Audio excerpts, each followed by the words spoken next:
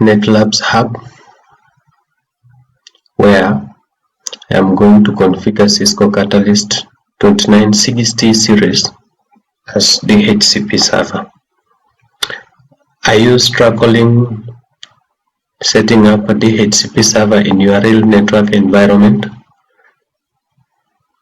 You may find that an organization has no finances to buy new servers to set up this. So as a network engineer, you can use the resources available to provide a solution. I'm going to cable this network so that we can achieve this objective.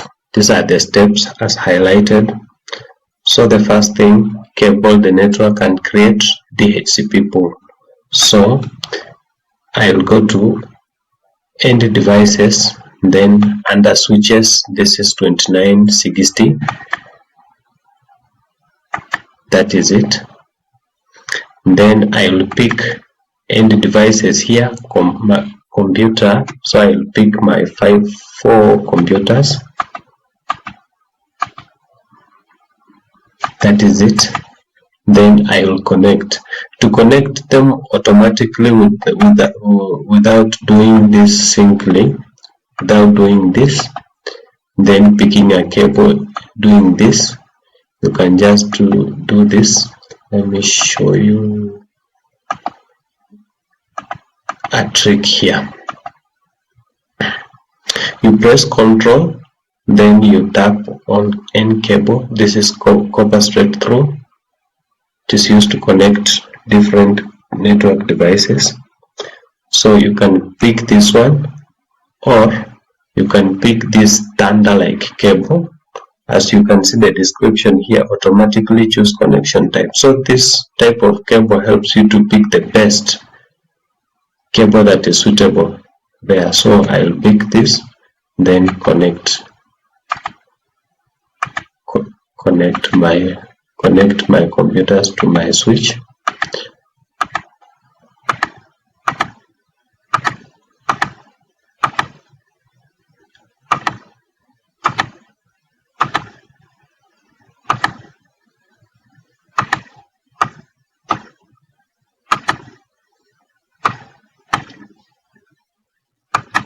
So this is it. Step 1 is done. So step 2. Step 2, define the gateway for the server after creating the pool. So let me start. In networking, we always start with the basic device configurations. Enable clock set. Today is 20.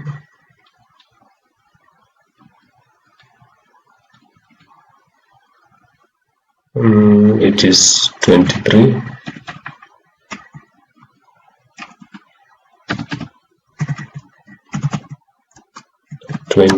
Then February 2026. We move to configuration terminal. Then we set the host name, LTK switch 2, or we can give it this DHCP server LTK underscore DHCP server. After that, IP DHCP pool, then the name of the pool, pool 1, maybe I can give it LAN 1. I have created the pool. Step 2, define the network, default router, that is the gateway.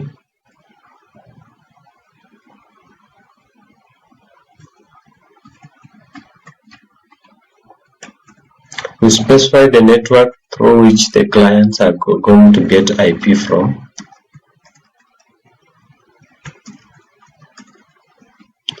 After there, so I'm already at step 3. Then we move to step 4, bring up the interface VLAN. So when you are configuring Cisco 2960 Catalyst switch as a DHCP server, the server won't be up not unless you've brought up the interface of the VLAN or VLAN interface. And in this case, you can see VLAN 1, that is the interface for VLAN 1, it is down, so that all these 24 ports, all these 24 plus 2 special ports are under VLAN 1 interface. So after finishing that step, I'm moving to VLAN 1 interface, then unshut it to bring it up so that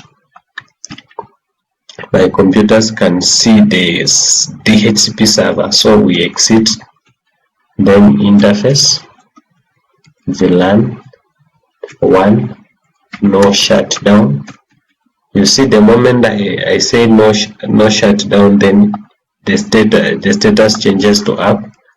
Description VLAN 1 interface. Then we give IP address. The IP address, we give the IP address that we assigned as the default router. We give this type of IP address. So this IP address will help the DHCP client to locate the server on this switch. So IP address, then 192.168.10.1, or you can give any within that subnet. Then subnet mask, this is class C private. That is it. We end, then we save our configuration, copy, run, startup.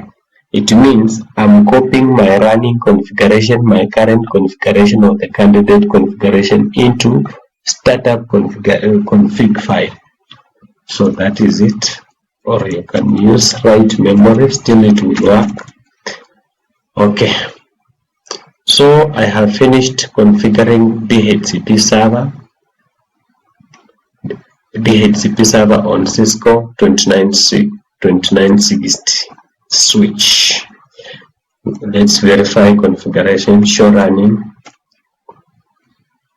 You can see I set up the host name, then this is the pool that I created. You see the pool name is LAN1, then I specify the network, then the default router, then that is it. From there I came to bring up the interface VLAN, and also I assigned the IP address of that interface VLAN. That is step 4 and 5. These are the configs for step 4 and 5. Then step 2 and 3, these are the configs. These are the configs as highlighted. So I'm remaining with the step 6 of verifying network reachability. But before we verify, let me add a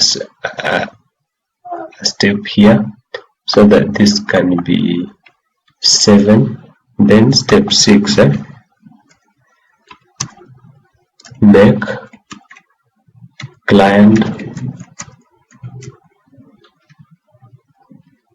computers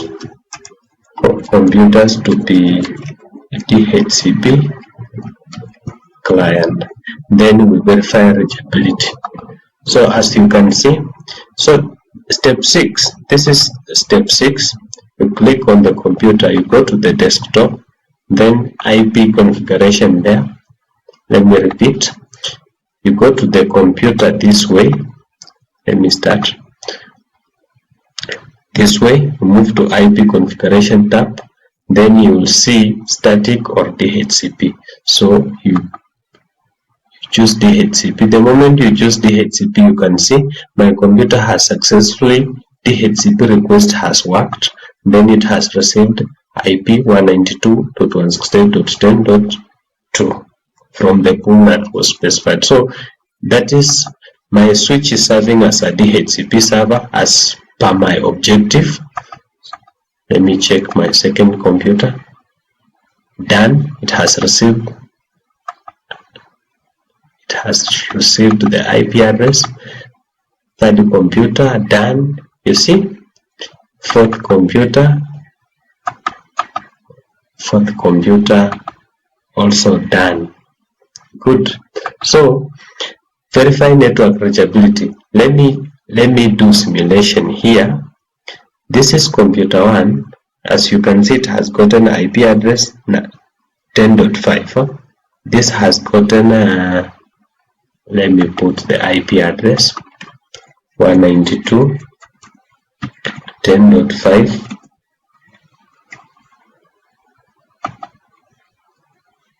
This one 4, this one 3, then this one 2.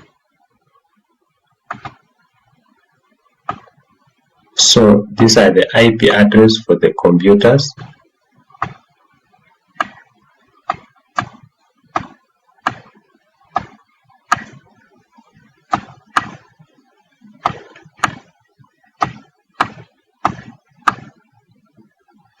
So I want to ping this computer. If this computer, let me say finance, if this computer communicates with the admin, then this is user 1, user 2. So this is it. So I will stand on finance computer and then ping the admin. So this is it. The admin PC is having number 5. So go to command prompt. Let me zoom.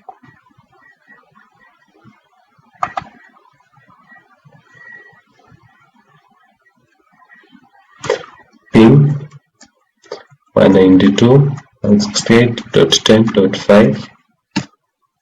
You see, it is able to send the internet control message protocol, the replies. You can see it has sent how many packets? 4, then received 4. Loss is 0, then it's okay. It's 100%. So let me be here and ping number 3. Ping in full is packet internet grover. It is a network utility used to confirm reachability within the network. You see, it's working. Okay, that's one. So second method of confirming reachability is that you can do this. You can take this simple packet, as you can see the description, add a simple packet. So I can take this packet, put it here. This is the source computer and then destination computer. The moment I put the source, I take the packet, put to the source computer, say for example here finance, then the destination computer, here you can check successful. The source was finance, then destination was finance, then it sent ICMP, Internet Control Message Protocol. It's a protocol used in sending packets on a network. So this is it. Let me put simulation, real simulation here. So the moment I put simulation, you can see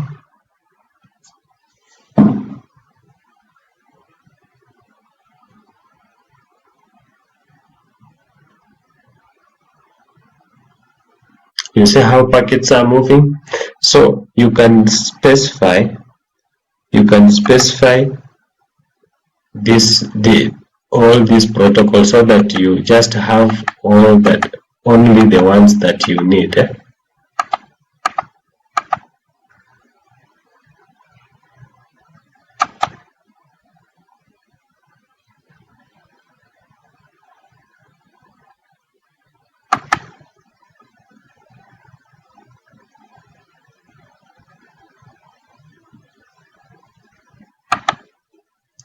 So that is it. This is my network. I have configured it. Cisco Catalyst switch 2960 as a DHCP server. The steps are: 1. Cable the network and create the DHCP pool. So this is the network created and the pool I have created already. Define the gateway. Defining the gateway is just giving the default router. That is the tunnel that will help these computers to locate where the server is. Then specify the network for the DHCP. My network is this. All the computers should get the IP address from this network, that is /24. That is class C. Then bring up the interface of the LAN. You can see down there that is LAN 1 is up and it's having the IP address. That is the step. Assign the IP address to that LAN, which I have done. Make computers to be DHCP client. This is how to make a computer to be DHCP client. You click on the computer, you come to the desktop tab. Then under the desktop tab, you will see the DHCP, then static. Then you click the DHCP tab. That one means you prompt this, you invoke this computer to get IP address directly from the server. So DHCP is a dynamic host configuration protocol developed to ensure that computers in large networks get IP address automatically, and there are importances or benefits that come with this protocol. It helps the it helps the system administrators to manage IP address effectively, and it also saves on time, also saves on cost. Thank you so much. If you feel this lab has helped you learn something, feel free to subscribe, comment, like, and share. Stay fixed for videos like this. Thank you.